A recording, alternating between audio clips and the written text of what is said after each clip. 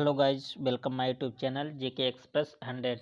Guys, आप सबके लिए फिर से लेकर आए हैं यूपी टेट हिंदी के प्रैक्टिस सेट नंबर 5, जो आपका पेपर 28 नवंबर को होने वाला है। उसी को ध्यान में रखते हुए ये प्रैक्टिस सेट तैयार किया गया है।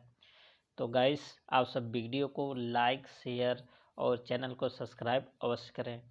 तो गाइज, चलते हैं आपके क्वेश्चन की तरफ। आपका पहला क्वेश्चन है, कोई भाषा समृद्ध होती है। तो गाइस, कोई भाषा कब समृद्ध होती है? जब वह दूसरी भाषा से शब्द लेता है। तो इसका जो ऑप्शन बन जाएगा करेक्ट ऑप्शन बी।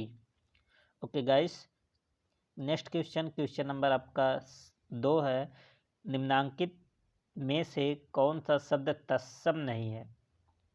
इसका मतलब तत्सम नहीं है, इसका मतलब क्या होगा? तद्भव होगा। तो इसमें जो ऑप्शन सी दिख रहा है, काठ, काठ शब्द कैसा है? शब्द है गाइस, तद्भव शब्द है। और यहाँ जो नक्षत्र है, अट्टालिका है और अग्नि, ये सब तत्सम शब्द है। अगर हम बात करें नक्षत्र शब्द का, जो तद्भव होगा नखत होगा, जो बहुत बार एग्जाम में पूछा गया। और अट्टालिका का क्या होता है गाइस? अटारी। और अग्नि का क्या होता है? तद्भव आग होता है। ओके गाइस, तो इसका ऑप्शन क्या होगा? करेक्ट सी। क्वेश्चन नंबर 3 है गाइस, आकार शब्द का तद्भव रूप है। तो गाइस, आकार का जो तद्भव रूप होता है क्या होता है? आकाज होता है। तो इसका करेक्ट ऑप्शन इसका भी कौन सा हो जाएगा guys? Option number B. Question number 4 guys, किस उपसर्ग का प्रयोग करके गमन शब्द का विपरार्थक बनाया जा सकता है?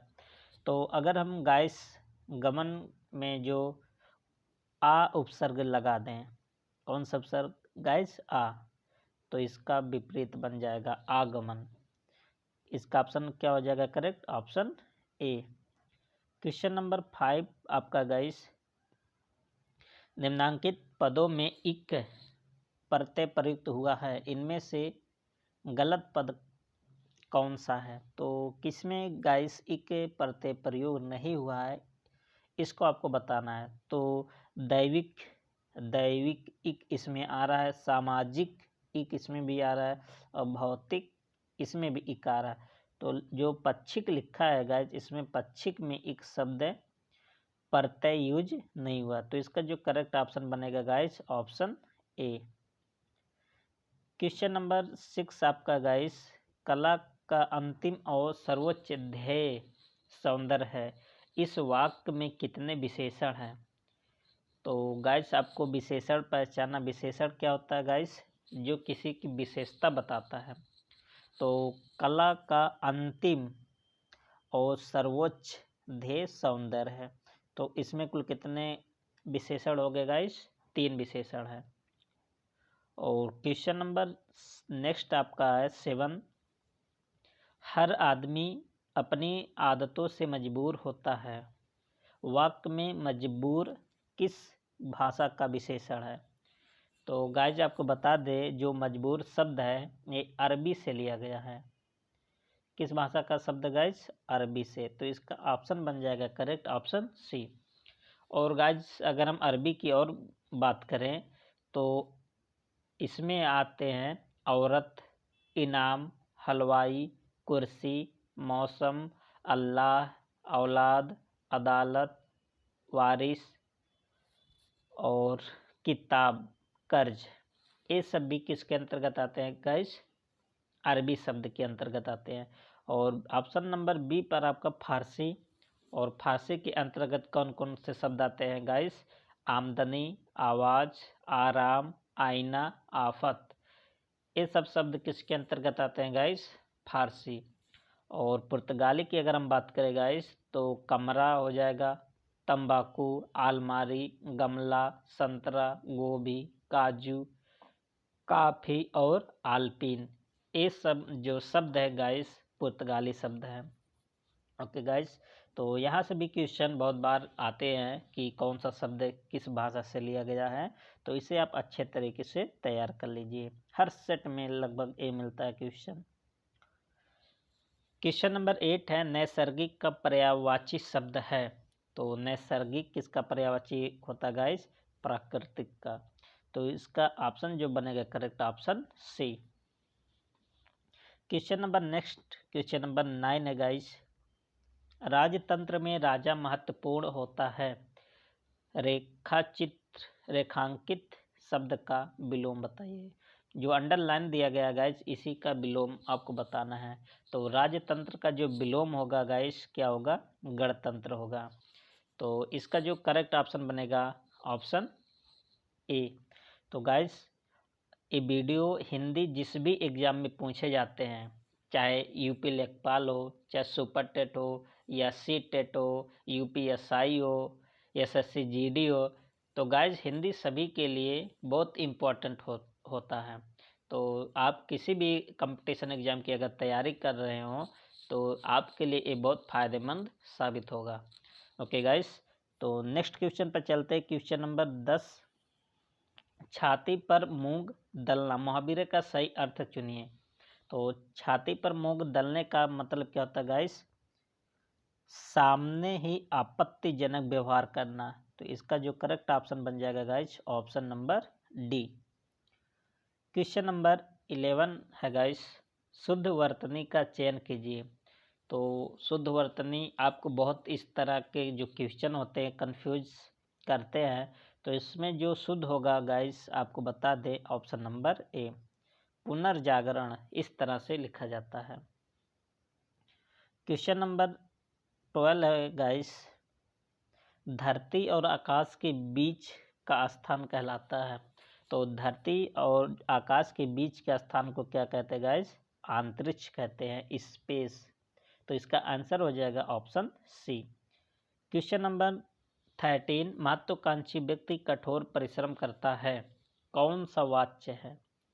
तो महत्वाकांक्षी व्यक्ति कठोर परिश्रम करता है, इसमें कौन सा वाच्य हो जाएगा गाइस? कृतवाच्य।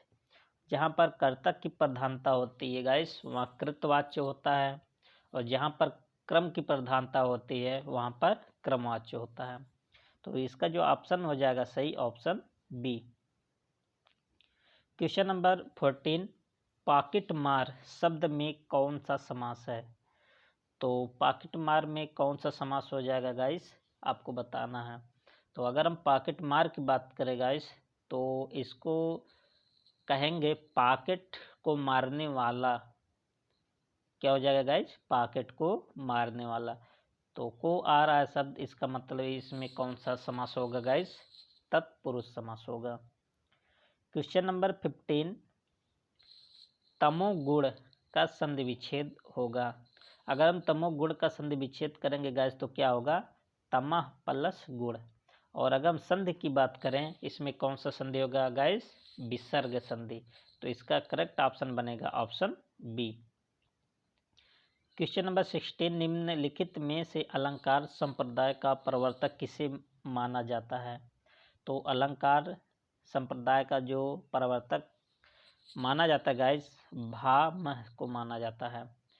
और अगर हम भरत मुनि की बात करें गाइस तो बहुत स्टूडेंट क्या करेंगे, भरत मुनि अगर ऑप्शन में होते हैं तो उन पर टिक लगाते हैं। जबकि हम बात करें भरत मुनि जी की तो उन्होंने केवल 4 अलंकार की बात किया था, जो कि इस प्रकार है, जैसे उपमा, रूपक, दीपक और यमक अलंकार।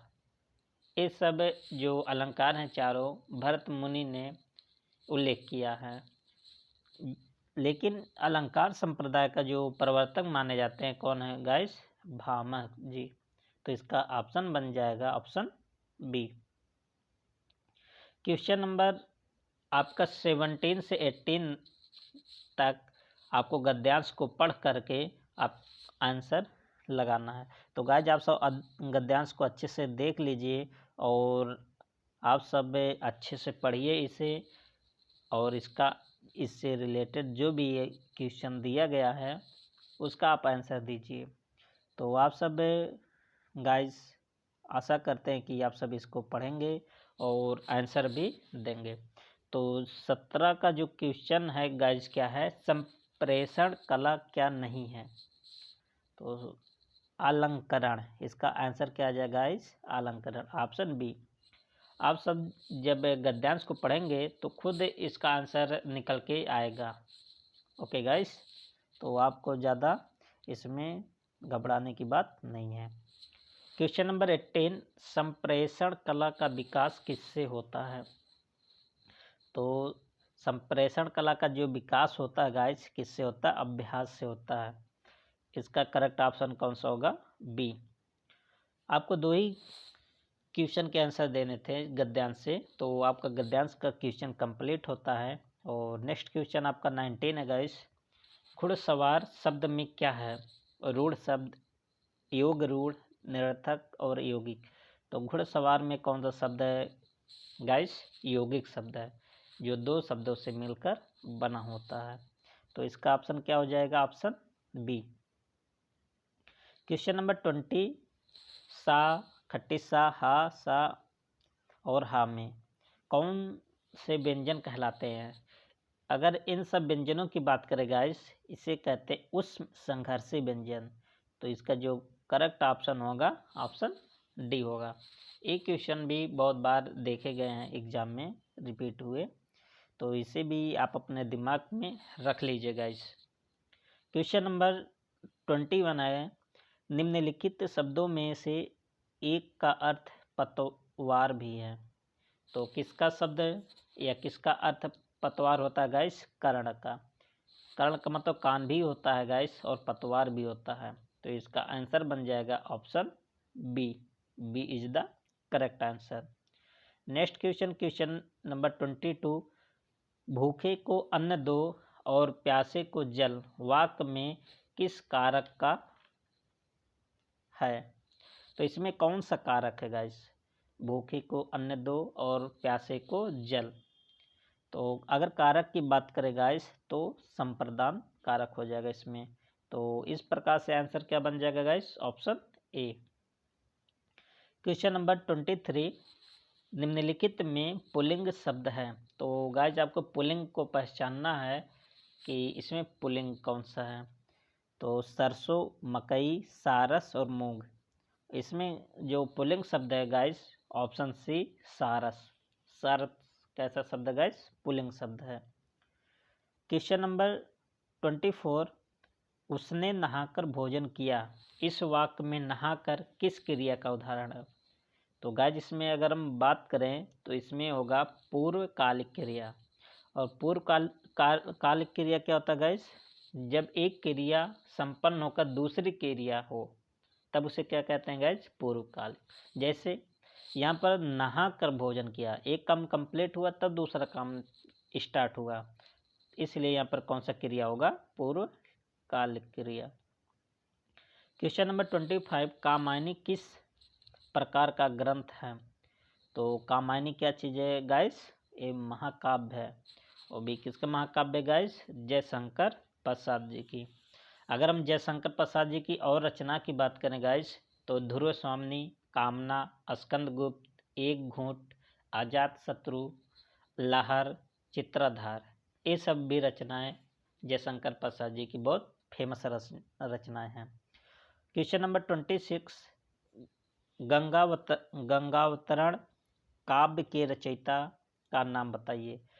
तो जो गंगावतरण के रचयिता हैं जगन्नाथ दास रत्नाकर जी हैं। तो इसका करेक्ट ऑप्शन होगा गाइस ऑप्शन ए। बाकी भी ऑप्शन दिया गया है, आप सब देख सकते हैं। क्वेश्चन नंबर 27 गाइस, इसमें ऑप्शन में मुझे कन्फ्यूजन है, इसलिए क्वेश्चन नंबर 27 को छोड़ते हैं। क्वेश्चन नंबर 28, निम्नलिखित में से अनिश्चयवाचक सर्वनाम छांटिए। तो गाइस किसमें अनिश्चयवाचक सर्वनाम है? अनिश्चयवाचक सर्वनाम क्या होता है गाइस? जिससे कोई चीज़ निश्चित नहीं होता। जैसे कोई का मतलब इसमें कोई फिक्स नहीं है कि किसकी हम बात कर रहे हैं। तो इसका ऑप्शन बन जाएगा ऑप्शन ए। क्वेश्चन नंबर 29, निम्नलिखित में से संज्ञा को छांटिए। तो संज्ञा को आपको छांटना गाइस, तो जो ऑप्शन डी लिखा है क्रोध, क्रोध आपका संज्ञा है। क्वेश्चन नंबर 30, जो आज का लास्ट क्वेश्चन है इस टेस्ट का, भाषाई कौशल के अंत में विकास कराना चाहिए। तो भाषाई कौशल के अंत में किसका विकास कराना चाहिए गाइस? लिखने का। तो तो इसका जो करेक्ट आंसर होगा गाइज ऑप्शन डी हो जाएगा। तो गाइज यहाँ तक आपका टेस्ट पूरे 30 क्वेश्चन कंप्लीट होते हैं। तो वीडियो आप सब गाइज ज़्यादा से ज़्यादा स्टूडेंट के पास आप सब पहुँचाइए, जिससे इसका बेनिफिट सभी को मिले। ओके गाइज, अब मिलते हैं नेक्स्ट प्रैक्टिस सेट में। तब तक के लिए best of luck. Thank you. जय हिंद।